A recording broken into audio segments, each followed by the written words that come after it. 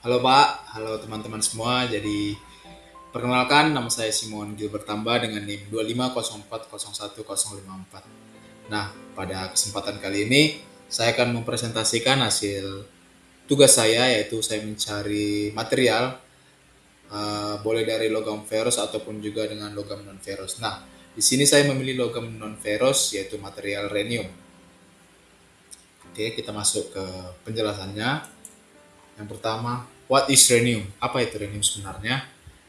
Jadi informasi yang saya dapat, rhenium ini merupakan salah satu unsur logam transisi yang tergolong sangat langka di alam. Nah, setelah saya cari artikel-artikel bahwa rhenium itu merupakan salah satu material yang sangat sulit dicari karena keterbatasan yang keterbatasan material yang ada di bumi ini. Jadi rhenium ini merupakan salah satu material yang sangat langka yang susah dicari lah di bumi ini. Lalu rhenium ini juga memiliki nomor atom 75 dan termasuk dalam kelompok logam refraktori, yaitu logam yang memiliki ketahanan sangat tinggi terhadap suhu ekstrim, di mana material ini juga cocok untuk industri-industri yang memiliki suhu yang ekstrim saat melakukan produksi. Nah, secara fisik, rhenium ini berwarna putih keperakan dengan kilap metalik. Nah, bisa dilihat gambar dari si rhenium itu seperti ini. Dia agak mengkilat dan agak keputihan. Selanjutnya, sirenium ini dia memiliki massa jenis yang sangat tinggi serta titik lele yang termasuk salah satu tertinggi di antara semua unsur yang ada, semua material yang ada, yaitu sekitar di 3186 derajat Celcius. Nah, selanjutnya kita masuk kepada sejarah dari sirenium atau history of rhenium. Nah, jadi rhenium ini telah diprediksi sebelumnya oleh Dmitri Mendeleev, yaitu orang yang membuat tabel periodik unsur. Nah, ketika ia menyusun tabel periodik unsur pada abad ke-19, unsur ini baru berhasil ditemukan secara eksperimental pada tahun 1925 oleh 3 ilmuwan Jerman. Nah, inilah 3 ilmuwan Jerman itu, yaitu ada Walter Noddack, Ida Tecke, and Otto Borg. Nah, nama rhenium ini sendiri diambil dari nama sungai Rhine, yaitu sungai yang ada di tempat tinggal dari ketiga ilmuwan Jerman ini. Sehingga disebutlah rhenium karena untuk menghargai atau bentuk penghormatan terhadap wilayah penemu unsur material rhenium itu. Nah, selanjutnya kita masuk ke properties of rhenium atau sifat dari rhenium ini. Nah, setelah kita ketahui tadi apa sih itu pengertian dari rhenium, sekarang kita akan melanjutkan apa sih sifat-sifat yang dimiliki dari rhenium itu sendiri. Nah, jadi sifat rhenium ini ditandai oleh ikatan logam kuat yang berbasis elektron yang menghasilkan titik leleh sangat tinggi. Nah, seperti yang saya bilang di slide sebelumnya, bahwa titik leleh dari rhenium ini mencapai 3186 derajat Celcius.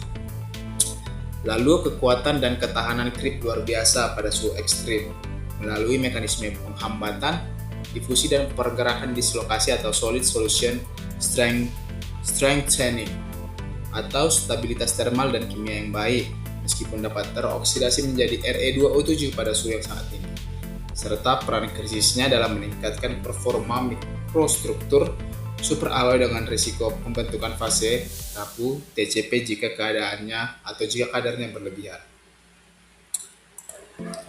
Jadi kesimpulannya dari properties of rhenium ini, jadi secara sifat material seperti yang saya bilang tadi, sifat fisik dari rhenium ini dia memiliki titik lele dan titik didih yang sangat tinggi.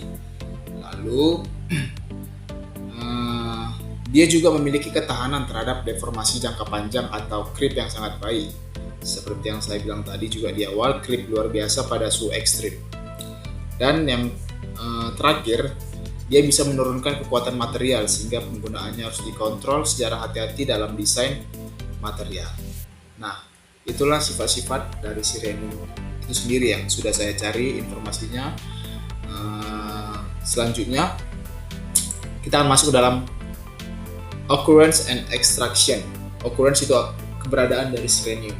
Seperti yang sudah saya jelaskan di awal pertemuan tadi, bahwa logam rhenium ini tidak ditemukan dalam bentuk murni di alam atau sebagai senyawa dalam spesies mineral yang dapat ditambang. Namun, rhenium ini tersebar luas di seluruh kerak bumi hingga sekitar 0,001 bagian per juta. Produksi rhenium secara komersial dilakukan dengan ekstraksi dari debu asap pabrik peleburan molybdenum. Nah, sekarang saya akan menjelaskan tentang tahap-tahap untuk mengekstrak si rhenium itu sendiri. Nah, ini sudah saya paparkan juga gambarnya di PPT bagaimana proses extraction dari si rhenium itu sendiri. Nah, di sini akan menjelaskan yang pertama, tahap ekstraksi rhenium ini umumnya dimulai dari biji molybdenite atau MOS2 yang ini. Karena rhenium tidak bisa ditemukan dalam keadaan bebas seperti penjelasan yang di awal, melainkan sebagai unsur jejak dalam mineral tersebut. Nah, tahap pertamanya adalah proses roasting. Ini proses roasting atau pemanggangan, di mana biji molybdenite itu dipanaskan suhu tinggi sekitar 500 sampai 700 derajat Celcius. Nah, pada tahap ini molybdenum sulfida teroksidasi menjadi molybdenum oksida. Molybdenum oksida, sementara rhenium yang terkandung dalam jumlah kecil akan teroksidasi menjadi senyawa rhenium heptoxide atau Re2O7. Di bagian sini dia akan teroksidasi menjadi rhenium heptoxide atau Re2O7. Nah, di sini.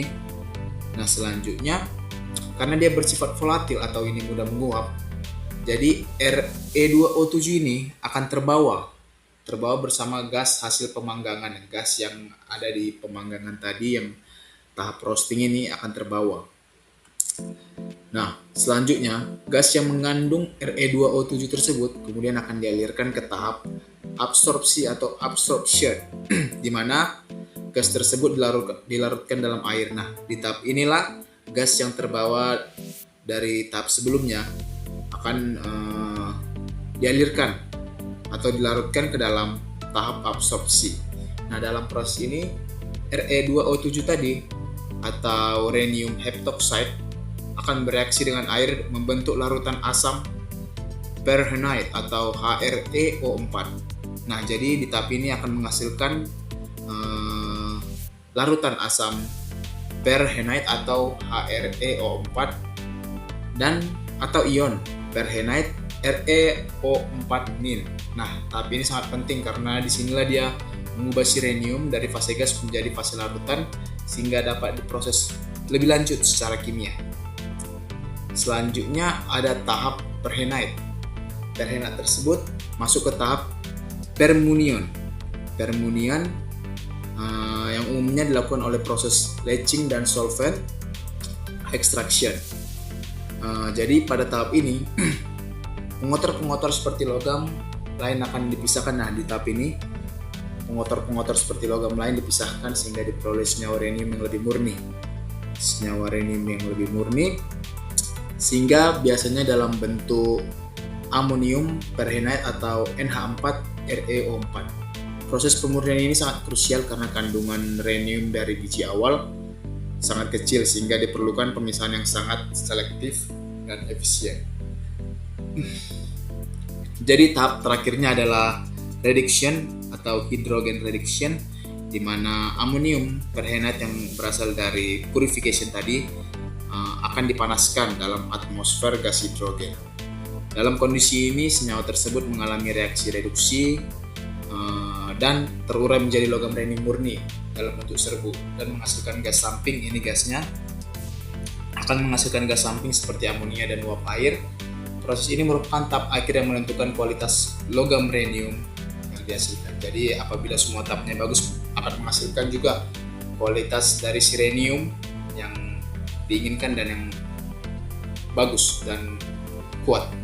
Nah, selanjutnya setelah kita sudah mengetahui apa itu occurrence dan extraction dari rhenium, selanjutnya kita masuk ke materi application of rhenium. Nah, Jadi kegunaan dari sirenium ini juga sangat banyak di bidang industri, terutama di bidang aerospace atau dirgantara. Nah, di mana penambahan rhenium sendiri berfungsi untuk meningkatkan ketahanan terhadap creep, yaitu deformasi plastis yang terjadi secara perlahan akibat beban konstan pada suhu tinggi.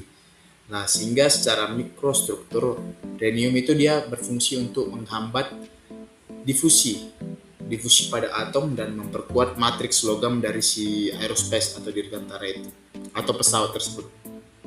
Akibatnya material mampu mempertahankan kekuatannya dalam waktu yang lama, sehingga dampak akhirnya adalah mesin jet yang saya cantumkan seperti gambar ini dapat beroperasi pada suhu yang lebih tinggi sehingga efisiensi meningkat dan konsumsi bahan bakar menjadi rendah atau hemat energi lah bisa dibilang. Selanjutnya itu ada pada gas turbin dan energi. Nah, pengaplikasian rhenium pada gas turbin dan energi ini dia berfungsi, di mana rhenium berfungsi untuk membantu meningkatkan stabilitas struktur material terhadap perubahan temperatur serta mengurangi laju kerusakan akibat oksidasi dan kelelahan termal. Nah, selain ketahanan creep yang tinggi, memungkinkan komponen beroperasi lebih lama. Jadi gas turbin ini bisa beroperasi lebih lama apabila dicampur dengan material rhenium. Karena turbin dapat bekerja pada temperatur yang lebih tinggi tanpa resiko kegagalan material. Nah, selanjutnya itu ada katalis atau industri petrokimia, atau di mana rhenium ini berfungsi untuk meningkatkan stabilitas katalis terhadap deaktivasi, terutama akibat pembentukan kokas atau coke dan reaksi samping lainnya. Secara kimia, rhenium membantu menjaga aktivitas katalitik dalam jangka waktu lama dengan meningkatkan ketahanan terhadap suhu tinggi dan kondisi reaksi yang lebih agresif. Oke, dan untuk aplikasi yang terakhir yang saya cari itu ada elektronik dan high temperature measurement, di mana rhenium dipilih karena memiliki stabilitas termal tinggi dan konduktivitas listrik yang baik sehingga mampu menghasilkan sinyal listrik yang stabil terhadap perubahan suhu. Dan juga rhenium juga digunakan dalam komponen elektronik khusus yang membutuhkan ketahanan terhadap lingkungan ekstrim. Nah, itulah aplikasi dari rhenium yang saya cari. Ada aerospace, gas turbin dan energi, katalis atau industri petrokimia, dan juga yang terakhir elektronik and high temperature measurement. Nah, yang terakhir itu ada weakness of rhenium material atau kelemahan dari si rhenium tersebut. Nah, adapun kelemahan dari si rhenium ini yaitu dia memiliki